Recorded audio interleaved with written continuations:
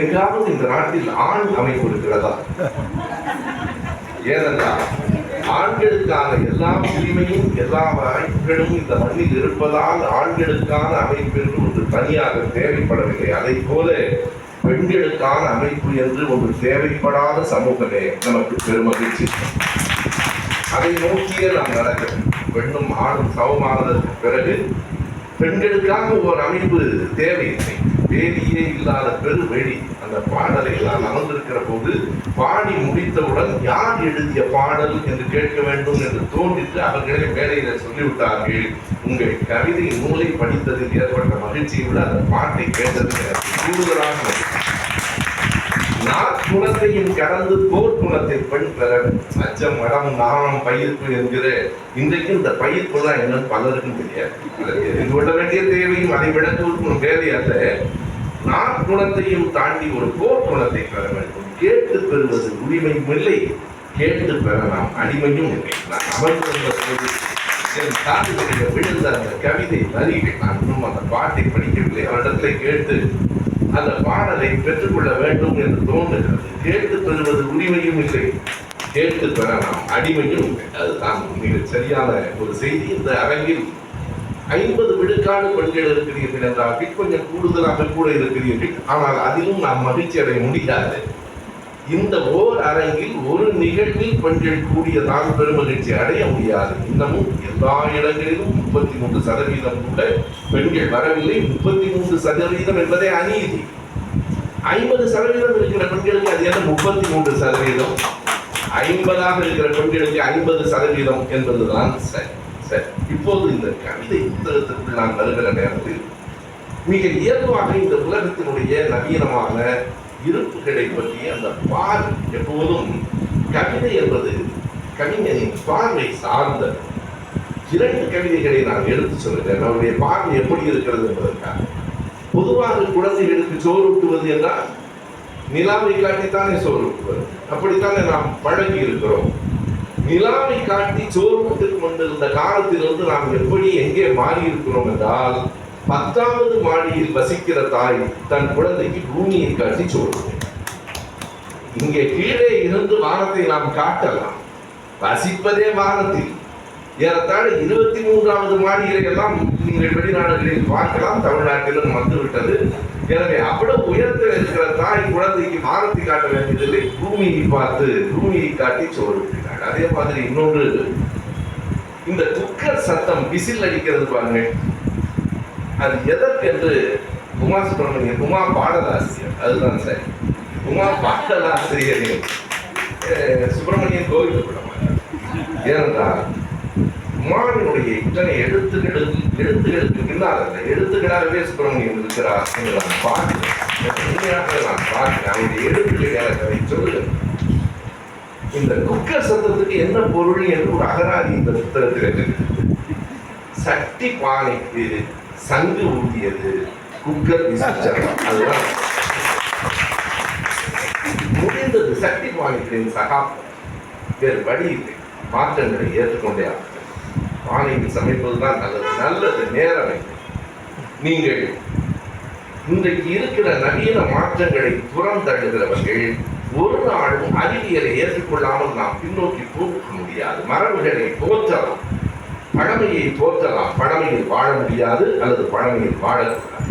இப்போது கூட நம்முடைய இந்த வாட்ஸ்அப்பில் பல நேரங்களில் வரும், பல்லாங்குடி காணாமல் போயிட்டு, மிதிவண்டி காணாமல் போயிட்டு, எல்லாவற்றையும் மறுபடி கொண்டு வந்து விடலாம். இருக்கிற கைபேசி தரீங்களா? அதாவது இனி எதை வேண்டுமானாலும் நாம் இழக்கலாம், கைபேசியை இழக்க முடியாது. கைபேசியை இழந்தால் பலருக்கு வீட்டுக்கு போவதற்கே பாதை தெரியாது.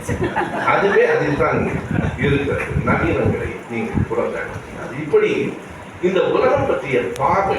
ஆனால் எது மிக ஆழமானது என்றால் உலகம் எப்படி இருக்கிறது என்று சொல்வதில்லை, இப்படியெல்லாம் இருக்கிறதே என்பதை சொல்லுவது, எப்படி இருக்க வேண்டும் என்று எடுத்து காட்டுவது. எனக்கு மிக வியப்பாக இருந்த சில வரிகள். உணர்வில் தான் காதல் பிறக்கிறது என்பதை உறுதி செய்யலாம். ஏன்னா எல்லாரும் கண்ணோடு கண்ணினை நோக்கி வருவதுதான் காதல். கண்களில் தான் காதல் வருகிறது. இதுவரை இருந்த பிம்பத்தை அடித்து உடைக்கிறது அந்த வரிகள். அவர் சொல்லுகிறார், உணர்வில் உணர்வில் பிறப்பதுதான் காதல் என்று உறுதி செய்யலாம். கண்களில் பிறக்கும் என்றால் கண் பார்வையற்றவர்களின் காதலை என்ன சொல்லுவது? கண் பார்வையற்றவர்களுக்கு காதல் வராது யார் சொன்னார்? கண் பார்வை இல்லாதவர்களுக்கு காதல் வருகிறது என்றால் அது எப்படி கண்களின் மூலம் வந்திருக்கும்? அந்த பார்வையினுடைய அழுத்தம். எனவே உணர்வில் ஏற்படுவதுதான் காதல் என்று உறுதி செய்யலாம். பல இடங்கள் நீங்கள் சொல்லுவது போல பட்டாசு தொழிற்சாலை தவிர்க்க முடியாது. ஆனால் பட்டாசு தொழிற்சாலையில் சில நேரங்களில் வெடித்து சிதறுகின்றன மனித உடல்கள். இங்கே பேசுகிற போது குறிப்பிட்டார்களே மங்கள்யான் அறிவியலின் பெருமை. மரம் அள்ளும் ரங்கையா யாரின் பெருமை என்று கேட்கிற அந்த இடத்தில் தான் நாம் இந்த உலகத்திற்காக வாழ வேண்டும், இந்த சமூகத்திற்கு சமத்துவத்திற்கு உழைக்க வேண்டும் என்கிற எண்ணத்தை உருவாக்குகிற சுஜாதாவினுடைய அந்த எழுத்துக்களை சொன்னார். மிக உருக்கமான எழுத்துக்கள் தான்.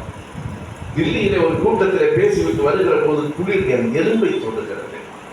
அப்போது ஒரு 8 வயது சிறுமி தன் தங்கையை அழைத்துக் கொண்டு கோணி பையில் சுமந்து கிடக்கிறாள். இலக்கியங்களின் மீதான அந்த பெருமிதங்கள் எனக்கு போய்விட்டன. இலக்கியங்களை எல்லாம் எரித்து நெருப்பு மூட்டி அந்த குழந்தைக்கு சூடு கொடுப்பதே மிக உயர்ந்ததற்கு தோன்றுகிறது என்பது மிக உருக்கமாக இருக்கிறது. ஆனாலும் நான் என்ன நினைக்கிறேன் என்றால் இது உணர்வு வயப்பட்ட ஒரு வெளிப்பாடு, ஒரு உணர்ச்சியின் வெளிப்பாடு. ஒரு பெண் குழந்தை குடியில் குடிக்கிற போது இலக்கியங்களை வைத்துக் கொண்டு என்ன செய்ய போகிறோம் என்று கேட்கிற கேள்வி இருக்கிறதே, அது உணர்வின் வெளிப்பாடு. ஆனால் அறிவின் வெளிப்பாடு இன்னொன்றாக இருக்க வேண்டும். இப்படிப்பட்ட குடியில் இந்த பெண் இந்த மரத்துக்கு கீழே தூங்கிக் கொண்டிருக்கிறாள் என்றால் அவளுக்கு ஒரு வீடு கட்டி தரும் வரை போய மாட்டோம் என்பது அறிவின் வெளிப்பாடு. எல்லோருக்கும் எல்லாம் எல்லோருக்கும் வீடு வேண்டும், இருப்பதற்கு வீடு வேண்டாம். எனவே இப்படிப்பட்ட பல சிந்தனைகளை இந்த புத்தகம் நமக்கு உருவாக்குகிறது. புத்தகத்தினுடைய சிறப்பே படித்து முடித்த பிறகும் நம்மை சிந்திக்க வைக்கிறது. 3 சொற்களில் ஒரு கவிதை இருக்கிறது. கவிதை இல்லை, இவைகளை பற்றிலாம் கவிக்கு அலறி 3 அது ஹைக்கூ என்றெல்லாம் பெயர் கொடுக்க வேண்டாம் என்று நான் கருதுகிறேன். ஏனென்றால் ஒரு இலக்கணத்திலிருந்து வெளியில் வந்து இன்னொரு இலக்கணத்திற்குள் மாட்டிக்கிறது. எந்த பெயரும் வேண்டாம். 3 வரிகள். சாம்பலில் இருந்தும் உயிர் தெரும் புகழ் உடல். 3 சொற்கள், 3 வரிகள் அல்ல. சாம்பலில் இருந்தும் உயிர்த்து எழும் புகழ் உடல். கோடான கோடி மனிதர்கள் இந்த உலகத்தில் வாழ்ந்தார்கள், மறைந்து போயிருக்கிறார்கள். எல்லோரை பற்றியும் நாம் பேசவில்லை, மிகச் சிலரை பற்றித்தான் பேசுகிறோம். யார் இந்த உடல் எரிந்த பிறகு புகழ் உடலை பெறுகிறார்களோ அவர்களை பற்றி பேசுகிறோம். புகழ் உடல் எங்கிருந்து புறப்படுகிறது? எரிக்கப்படுகிற சாம்பலில் இருந்து புறப்படுகிறது புகழ் உடல். எனவே புகழ் என்பது ஒரு பீனிக்ஸ் பறவை. அதை அவர் சொல்லாமல் சொல்லி இருக்கிற செய்தி அதுதான். புகழ் என்பது ஒரு பீனிக்ஸ் பறவை. இப்படிப்பட்ட செய்திகள் இன்றைய சமூகத்தில் இருக்கிற பல குறைபாடுகள் அவற்றையும் அவர் அவருக்கே உரிய சொற்களிலே சொல்லி இருக்கிறார். ஒன்றை கவனியுங்கள், எப்போதும் நாம் அறிந்த செய்தியாக கூட இருக்கும். கவிஞனின் அழகு அதை சொல்லுகிற முறையில் இருக்கிறது. பிராட்டி என்கிற பேராசிரியர் சொன்னால் கவிதைக்கு என்ன விளக்கம் என்றால் the best words in the best order. மிகச்சிறந்த சொற்களை மிகச்சிறந்த வரிசையில் அடுக்குவது. மிகச்சிறந்த சொற்களாக மட்டும் இருப்பது அல்ல.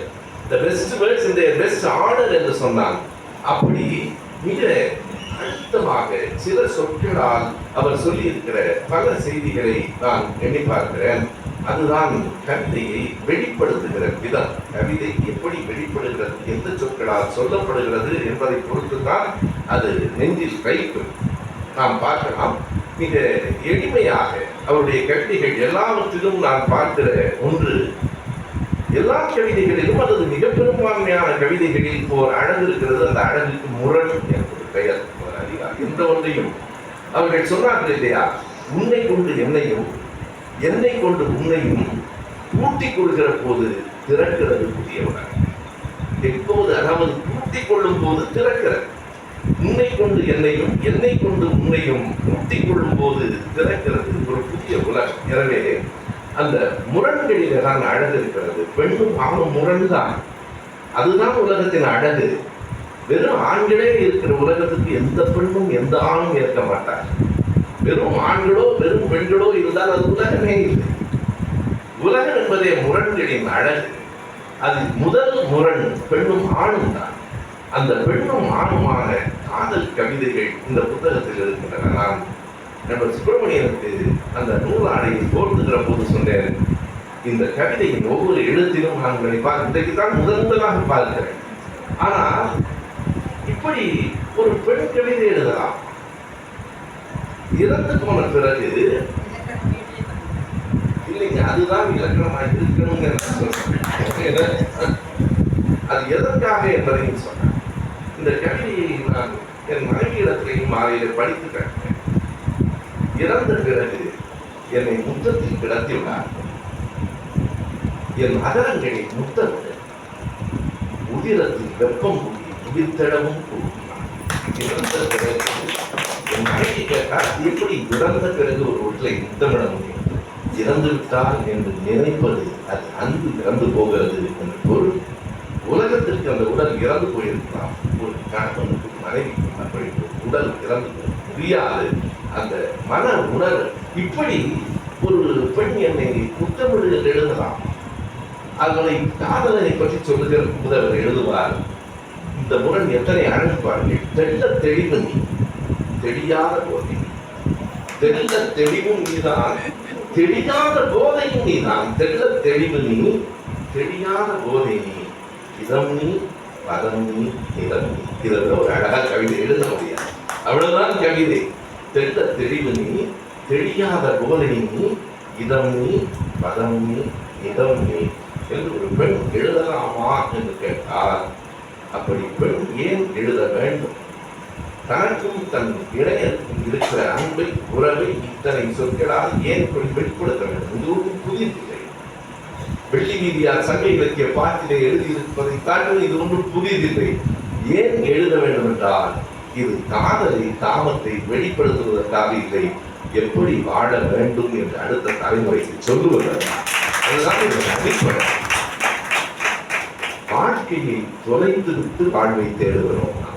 அவரே எழுதியிருக்கிறார், வாழ்க்கையை பூரா தொலைத்து விட்டு நமக்கு எல்லாம் இருக்கிறது, எல்லாம் தெரிகிறது, வாழ தெரிகிறது.